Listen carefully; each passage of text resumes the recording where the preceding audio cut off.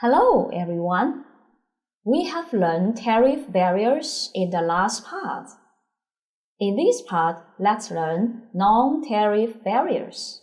Non-tariff barriers refer to the measures, except custom duties, that are adopted by a country's government to regulate, administrate, and control the foreign trade activities in its country. Like the tariff barriers, the non-tariff barriers are also mostly to restrict the imports and protect the domestic industries and trade. There are mainly 8 types of non-tariff barriers: quota, import license, embargo, customs and administrative entrance procedures, high discriminative domestic taxes, technical barriers to trade, government's participation in trade, and others. Let's learn the 8 types of non-tariff barriers in detail. First type, quota. A quota is a quantitative restriction on goods that can be imported into a country, which is expressed in terms of either physical quantity or value. Putting a quota on the import goods allows domestic producers to raise their prices and to expand their production. The second type, import license. An import license is a permit for import issued by the government to control the import of the goods.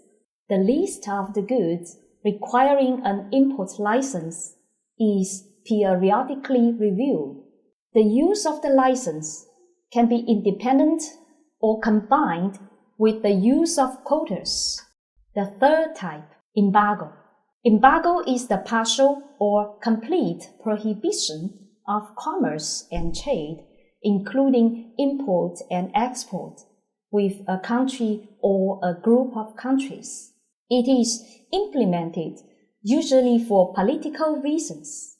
The fourth type, customs and administrative entrance procedures. Here are some typical phenomena.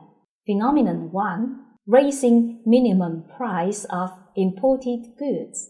Minimum price is the lowest price set by a country for imported goods.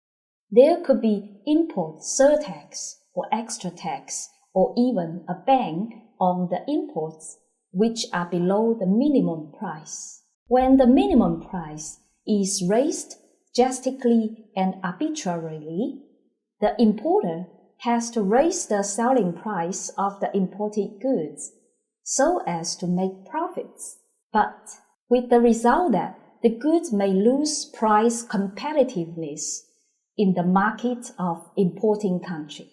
Phenomenon 2, customs clearance at designated ports.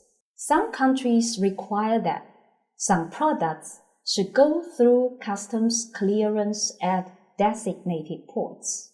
This adds to the cost of transportation of the imported goods. Phenomenon 3.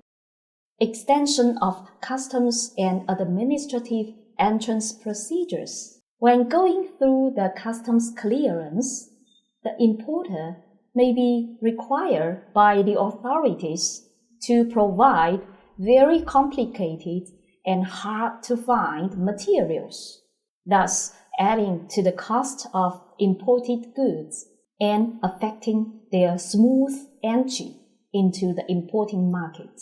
Sometimes, the procedures may be extended, making the imported goods in season fail to be traded in time in the country. Even in some certain countries, additional administrative fees are levied arbitrarily. Phenomenon 4. Tightening the customs regulatory measures. Some countries may increase the rate of opening cases of imported goods for inspection, thus adding costs. The fifth type, high discriminative domestic taxes. Domestic taxes refers to the taxes levied in the circulation field after the imported goods enter the domestic market.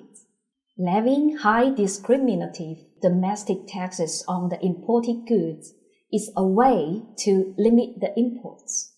The sixth type, technical trade barriers. Agreement on technical trade barriers by WTO says members have the right to formulate and implement technical regulations and standards and conformity assessment procedures to safeguard national or regional security benefits, to prevent frauds, to ensure the quality of import and export goods, to safeguard the life or health of humans, animals, and plants, and to protect environment, etc.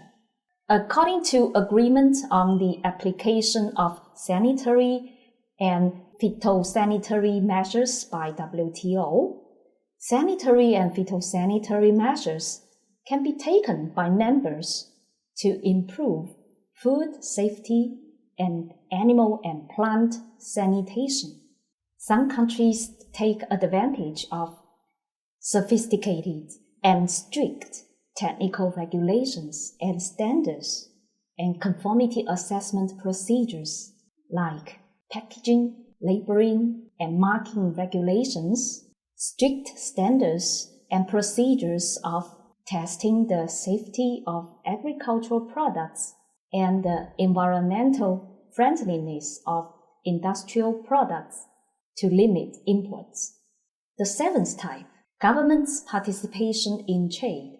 It is mainly in the forms of discriminative government procurement policies, subsidies, and domestic trade assistance measures. The purpose is to support the country's industries and trade. Some discriminative government procurement policies stipulate that procurement of domestic products can win some special favorable benefits, and even complicated procurement procedures are formulated to make foreign products unable to fairly participate in procurement bidding.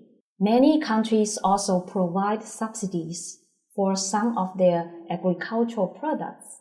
Their governments give preferential subsidies for farmers to buy seeds, equipment, and fertilizer, and to get an agricultural loan of low interest rate from bank.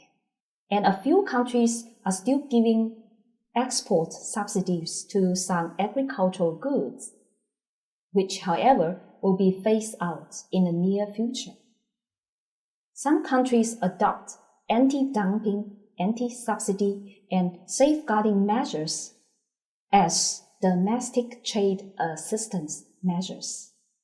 They may investigate the dumping and subsidy cases of the imported goods. And if the cases are proved to be true, they may levy high anti-dumping and anti-subsidy taxes on the imports, or take safeguarding measures against the imports. The eighth type, others. There are still other non-tariff barriers that cannot be listed into the above types. For example, voluntary export restraints. VERs enable one country to force onto other country through bilateral agreement a low rate of increase in export volume. In many cases, it is not really a voluntary measure taken on the part of the exporting country, but rather a measure to avoid harsher actions taken by the importing country. That's all for the introduction to non-tariff barriers.